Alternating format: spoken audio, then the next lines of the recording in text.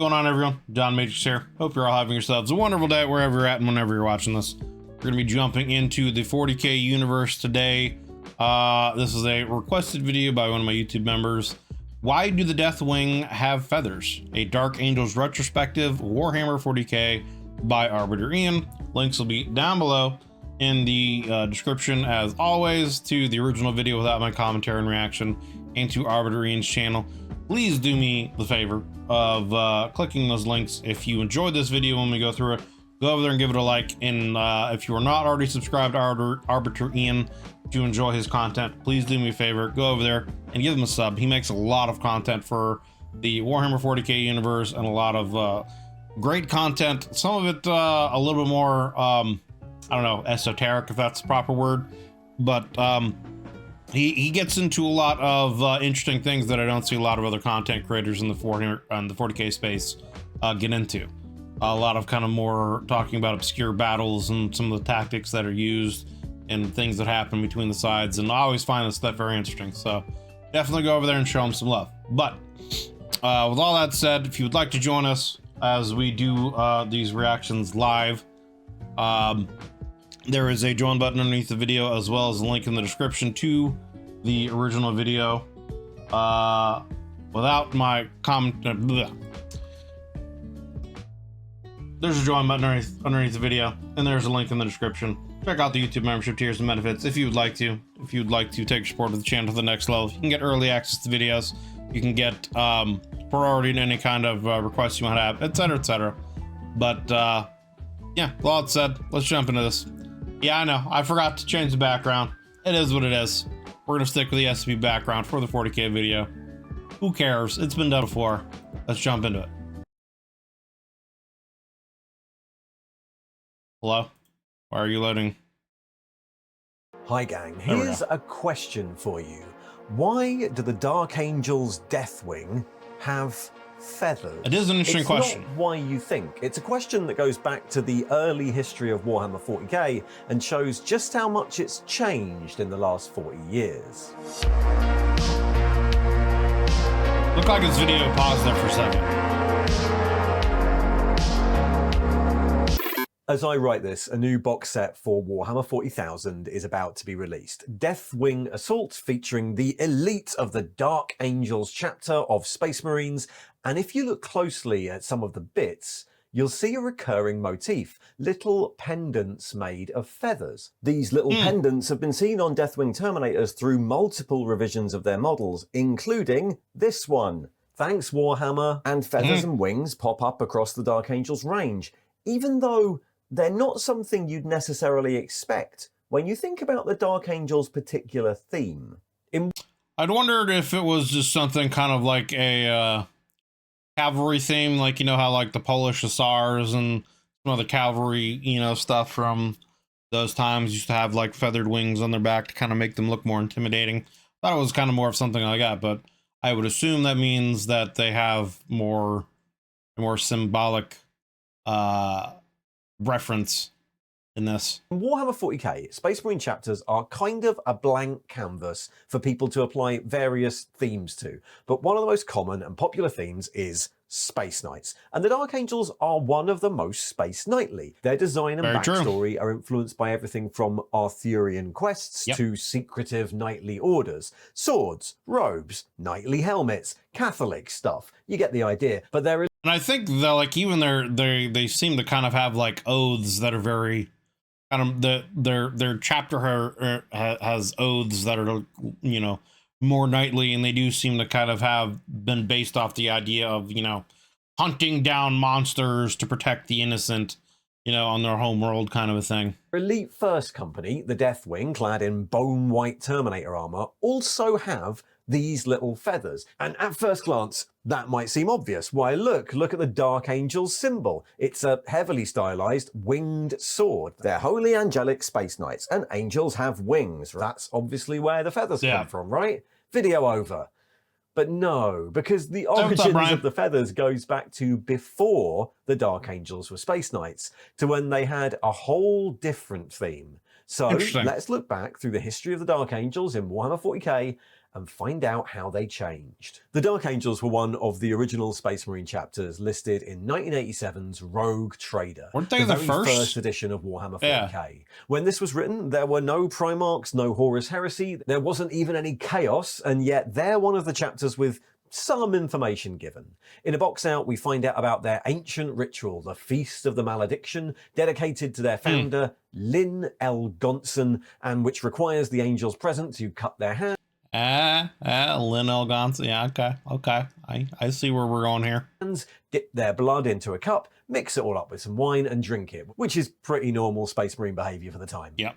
Tame, really. Students of English literature might have noted the name, which was a reference. Lynn L. Gonson is a reference to the English romantic poet Lionel Johnson, whose most famous work was called The Dark Angel. I've got a whole video where I go through all the references present in things like Primarch. Pretty sure we've gone through that video, because I do remember him mentioning that specific reference before.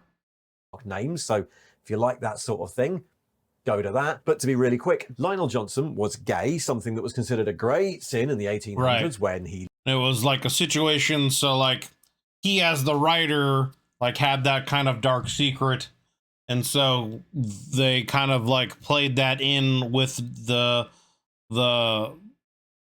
that specific legion as well, the Dark Angels. You know, they have, you know, kind of a dark secret part of their chapter as well. Kind of a situation. Lived, and it was considered that by Johnson himself, who was a devout Catholic and deeply ashamed of it. The Dark Angel is about his personal torture being both of those things. Right. But that's not relevant quite yet to our story. In 1987, you get the impression that Rick Priestley just needed to come up with some chapters and some names, and threw in the barely disguised Lynn L. Gonson of the Dark Angels as a little literary in-joke. The only other info we have is that they live on a space fortress that orbits the planet Delahon, and they wear only black with the occasional red stripe. This is shown in some art, but any more lore would come in the form of White Dwarf articles, as the universe was then slowly expanded over the next few years. In issue 96 of White Dwarf from December 1987, we get an article on the new Space Marine jet bike models, and we find out about the Raven Wing. Number 7 Company is a specialised recon and attack company known as the Raven Wing. Equipped and trained for high-speed reconnaissance, the Raven Wing specialises in hit-and-run warfare and search-and-destroy missions. As we've gone through a lot of different videos by Arbitor Ian, I honestly, like, I would love to see... He's got to have some kind of, like, crazy library of Warhammer books. Like, I feel like he's someone that has, like, literally every Warhammer book, every edition of every Warhammer book, even all the like little side story things. I would just be curious to see like what it actually looks like.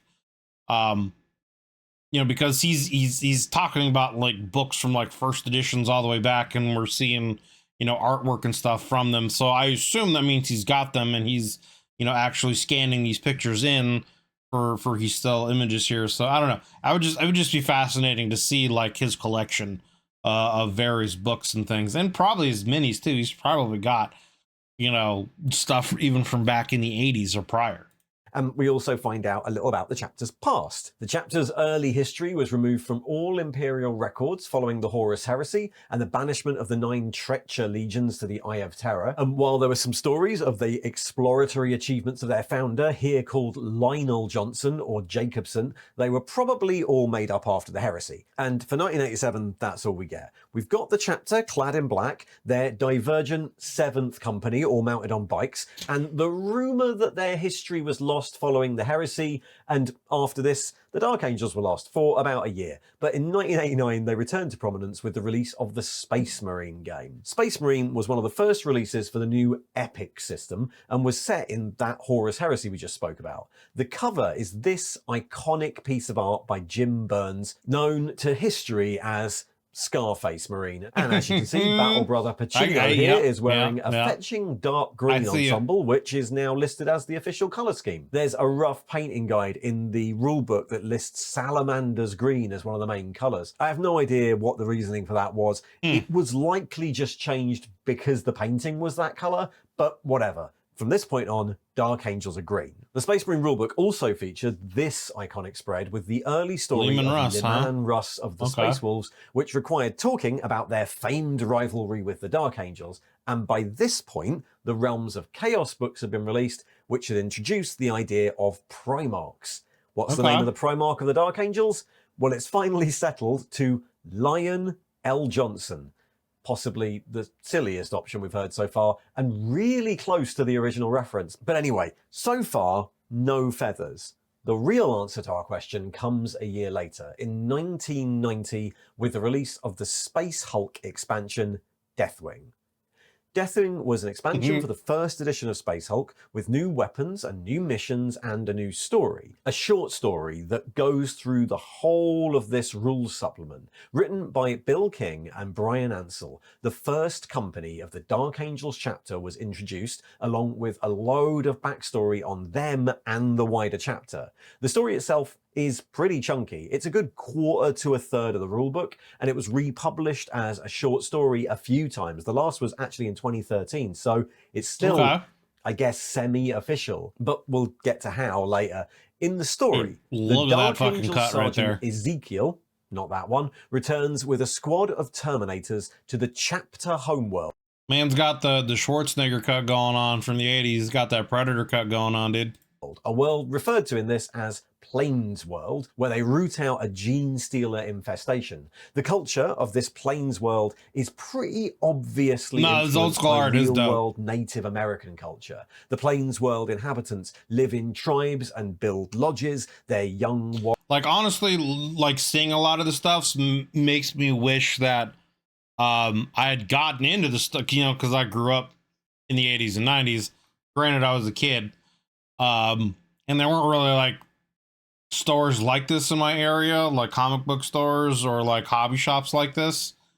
But if you know, it makes me wish that I had known about this stuff and had collected a lot of this stuff just so I could have them as a collection and references, and because all this shit's dope, man. I love this stuff. Warriors go out to count coup, and the Marines, landing on their old homeworld, switch from their adopted Dark Angel names, like Ezekiel and Gabriel, to their original pre-Astartes names. Two Heads Talking, Cloud Runner, Lame Bear. Discovering the gene stealer corruption, they decide to stay and embrace the rituals of their people, painting their armor bone white, the color of Deathwing, the spirit that carries them to the afterlife, and the name of the dropship the Dark Angels use for these recruitment missions. When the Marines succeed, they stay to rebuild, and when the rest of the Dark Angels come looking... Interesting that some of the art's kind of like Native American-ish here too.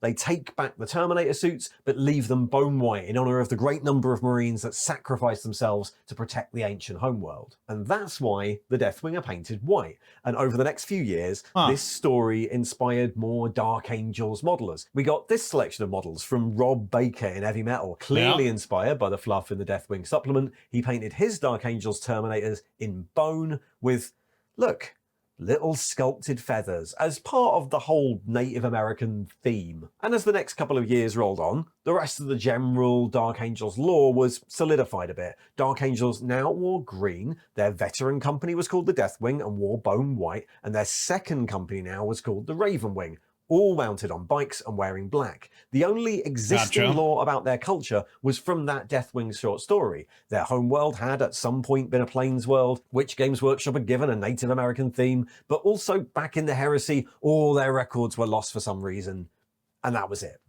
The feather motif stayed through the release of the classic Dark Angels Captain in 1991, look at that headdress, to the release of the box set of metal Deathwing Terminators in 1993, who continued it with these little feather totems tied to all their weapons. And that was your Dark Angels for the first 10 years. The big change wouldn't come until a few years later, way into 2nd edition. The Codex Imperialis book, the sort of background and bestiary book for 2nd edition, gave us a bit more info on that dodgy past in a box out. Only the legend persists, the legend that once the Dark Angels teetered upon the brink of chaos, that foul betrayal besmirched the chapter's valour and made vain all acts of former virtue. Yet they returned to the fold of the Emperor's love and tore themselves from the very bosom of temptation, Perhaps they sought the Emperor's pardon too late, for ever since they borne the mark of the unforgiven. So expanding on that Lost Records thing, but it feels like a sneak preview of the change to come, because in 1996, the Dark Angels changed forever with the release of Codex Angels of Death, a combined Dark Angels and Blood Angels codex, and the third Space Marine codex of 2nd edition. In this, we get the Dark Angels we know today. Their homeworld is neither the planet Delahon or the Plains world, but the planet Caliban, where their Primarch was found, leading a group of questing knights known as the Order, who became the cultural influence for the Dark Angels Legion and then Chapter. Yeah, this sounds like this is when they started getting into kind of more knights, like actual knight kind of Templarish, you know, lore stuff. The Dark Angels are therefore portrayed as an extremely secretive order of monastic medieval knights clad in monks' habits, coming from a long line actual of Templarish monster hunters. During the Heresy, part of the Legion turned traitor and the resulting battle destroyed Caliban, but the Dark Angels covered it all up, leading to their self-imposed status of the Unforgiven, destined to constantly hunt for the fallen angels who sided with Luther. That's why they have the Ravenwing, to do the hunting. They do this from the Rock, their mobile fortress monastery, the only surviving part of their own home. So they're just continuing to flesh out stuff from that happened before and actually like giving it more background. World. All pretty familiar now, but it was a really big change. Loads of this is just completely new. Interrogator chaplains, the Fallen, Caliban, the secrecy and inner orders. All of that was invented just for this book. Some elements of the previous fluff have been folded in. The biblical names were retained in all new characters like Azrael and Ezekiel, and the idea that they did something wrong during the Heresy. The old space-bound fortress monastery, that was in the very first mention, as well as the general organizational stuff. The White Deathwing, the Black Ravenwing, and the Green Regular Chapter. But the culture is totally different from what they've been. The old Plains world Native American thing was pretty much jettisoned wholesale in favor of this new monastic knight look. I wonder what it is that they decided to do to like make that big change. Was I don't know. Like I'm trying to think. Like he said, this happened in 1996, right? I'm trying to think. Like during that time period, there wasn't really any kind of like pop cultural stuff going on that I can remember off the top of my head that was like getting back into fantasy stuff, really. Because like D&D didn't really have any kind of big real resurgence until, you know, maybe a decade and a half ago. There wasn't any kind of like fantasy stuff with that. I can't think of any other kind of games that were going on, or, you know, Lord of the Rings didn't come out until what, 2001, 2, and 3 is when they came out. So I'm just trying to think if there's any kind of pop cultural thing going on that would have made them want to do this, or if it was just like, for whatever reason, they just had the idea of making them more of like an actual kind of basing it more off of like Arthurian kind of legend, actual, you know, Templar, like medieval Templar story, knights kind of things, and instead of continuing with more of the Native American scheme. I also wonder if they kind of also felt like maybe, I don't know, I was going to say maybe they kind of felt like that was also more of the White Scars stuff, right? I don't know, like really when they fleshed out the White Scars, but White Scars are very kind of, they're granted more, you know, Mongolian influenced, but I think there is also some like Native American stuff in there with some of their like psyker stuff and their rituals with that, you know, if maybe I'm mistaken on that though. Only reason Games understand things well is they didn't sell well. Yeah, I mean that's what I was thinking too. If it was a situation where like they just weren't selling well, so they just decided to do like a big revamp. Because I mean, yeah, that's always a very simple explanation, is they're just not selling well, so we want to do something to change things up to make the product sell. And of course, you know, knights always do kind of fit that theme, you know, knights in a future sci-fi setting. And though the story of how the Deathwing got their bone white armor was kept, the culture of the Plains world was left out. So, Why the change? The Catholic Space Knights, ashamed of their nature and seeking to atone for their sins, certainly fits the original reference to Lionel Johnson, but I think the reasons are probably more practical than that. Space Marines as Space Medieval Knights was a concept that had been hanging around the lore for a while, though not nearly as prominently as it is today. And it probably had more mass market appeal than the Native American look. And crucially, none of the other big four chapters that had second edition codexes had used it. The Ultramarines had very recently been codified as Space Romans, the Space Wolves were Space Vikings, and the Blood Angels already had a bunch of Renaissance vampire tropes, and the Black Templars, that slightly different sort of medieval knight chapter, hadn't really been developed yet. They wouldn't appear as medieval crusaders until 3rd edition a few years later. That is something that has always stuck out to me, is that the Dark Angels and the Black Templars, they kind of have the same exact vibe, only one has a Primarch that they follow, the other one is kind of like a mix mash of essentially like Space Marine outcasts almost, that have kind of like taken an oath to continue on the beliefs from the Great Crusade, essentially. Because, like, essentially the Black Templars, from what I understand, they don't really have a Primarch. They don't follow the Codex Astartes that, is the Codex Astartes? Or am I misremembering what it's called? But essentially the rules that Gilliman set down to limit the everything down into chapters of only 1,000, you know, yada yada.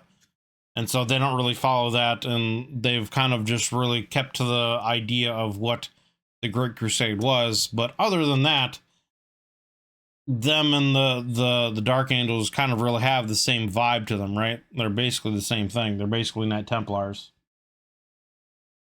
Blood Angels and Night Lords are both Vampire Space Marines, basically, right? Kind of. The Night Lords are kind of more of like the darker side of that, whereas the Blood Angels are kind of more of like the avenging, like, good guy side of that, I guess you could say. Bit of a different vibe. I mean, it's true. You're not wrong. The Templars use a loophole in the Codex Astartes where the chapter limits can be suspended. Yeah, gotcha. Okay. Later. So, for whatever reason, the Dark Angels just got a facelift, going from a Native American themed chapter to a monastic. So essentially that answers the question, is that the feathers are kind of like a whole placeholder that's kind of left over from when they still were more of a Native American themed thing. Knight themed one, and the feathers that had been all over the models since the Native American days were just kept, justified as part of the angelic symbolism. It's pretty interesting, honestly. And this was carried forward all the way until today. In the following decades, the Horus Heresy series would create alternate justifications for the colour schemes. The novels detailed how the original Dark Angels still wore black, but changed their armour to green after they found the lion in honour of the forests of Caliban. And in the Horus Heresy game, there's already a Deathwing, all the way back then, and the Black Books explain the tradition of warriors painting armour panels bone white in recognition of taking a mortal wound meant for someone else. And that's where the white armour comes from, which you could still argue ties in with the original fluff. White armour to denote a great loss. That's what the Deathwing suffered. There are more additions too. The return of the lion gave the Dark Angels a bit more of an Arthurian theme than they had before, but the fluff from 1996 is recognisably what we still have today, and the old story of Plains World and the Gene Stealer infestation is pretty much gone. But you can still find traces of it here and there. In the more recent codexes, the Battle of Two Heads Talking is referenced, listed as an apocryphal tale, the sort of story told to new initiates to warn them about the dangers of betrayal from within, without actually giving away any of the Dark Angel's real secrets. And the feather thing has remained, in fact, been adopted more as a general part of the Dark Angels on the hussar-style pennants of the Raven Wing, on the colossal hats of Dark Angels captains and veterans, and right where they began, dangling from the armour of the Deathwing. A reinterpretation of that old concept, now just another way we symbolise that they're angels. All of this is a great example of how Warhammer updates and changes itself to appeal to new players. At multiple times in its history, Games Workshop have... Yeah, you know, you could see the history there where they're updating it to appeal to new things and new audiences and trying new things, but at the same time also, you know, you can see the origins of some of the earlier stuff and how they've kept some of the origin stories and folded them into the new lore.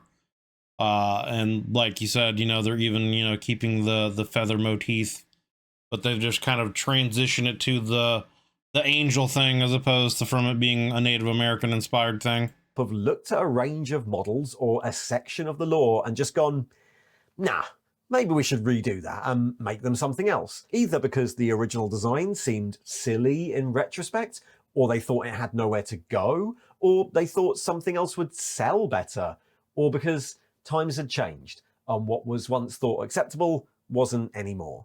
It's one of the ways the game's kept relevant, and one of the reasons it's been around this long. But with all of these, in there somewhere, there are some callbacks to the old lore, some little thread that excuses the change a bit, like the apocryphal story of two heads talking, or the feathers on the very latest Deathwing Terminators. Thanks for watching. Thank you for making the video. All right, there we go. That was Why Do Deathwings Have Feathers? A Dark Angels retrospective of Warhammer 40k. Pretty interesting, actually. I had no idea, honestly, that at one point in time they were really more of a Native American themed chapter, legion, whatever you want to say. And they kind of had more of a roots, you know, throughout, you know, their earlier periods in Native American kind of themed stuff, and the story that they were once kind of infiltrated by a gene stealer cult. So, you know, it almost kind of feels, I was gonna say, it almost kind of feels kind of like, you know, Alfarius's Legion, where, you know, one of the versions of him is good, one of the versions of him is bad, and, you know, are they really working against the Emperor, or are they not? It almost kind of feels like it has that kind of theme to it at some point in time too, but then they've, you know, remolded it and made them kind of more of, you know, the Arthurian Knights of the Round, going out, you know, hunting monsters to protect the innocent, and of course with Lionel Johnson at the head. And especially now with him being the old lion, now that he's returned with the Emperor's shield, giving him, empowering him even more, and that whole story of him and Angron fighting, which was dope. So yeah, interesting. And they just kind of kept the feather motif from the Native American side of things, and they just kind of transitioned it into the more, I guess, angelic motif that they're playing with the more recent models. So pretty fascinating and interesting little historical view of the, you know, the Deathwings. So that was Arbiter Ian. Links down below in the description to the original video without my commentary and reaction, and to Arbiter Ian's channel. If you enjoyed this video, please do me a favor, click that link, go over and give it a like. And if you enjoy Arbitor Ian's content and you're not already subscribed to him, then please do me a favor of going over there and hitting that sub button. If you'd like to join us when we do these discussions, as we are doing this live right now, we'd love to have you guys come in and hang out, join in the discussions, give us your 2 cents on the topics we're covering. There is a join button underneath the video, as well as a link in the description to the YouTube membership tiers and benefits that I offer. Check them out, see if any of them have any interest for you. You can get early access to videos, priority in any kind of reaction requests you might have, Discord, sub-Discord channel access, etc., etc. So take a look at those if you decide you want to take your support of the channel to the next level. But regardless, I greatly appreciate you taking the time out of your day to watch this video. Hope you enjoyed it. Thank you guys very much. Hope you're having a wonderful day. We'll see you on the next one.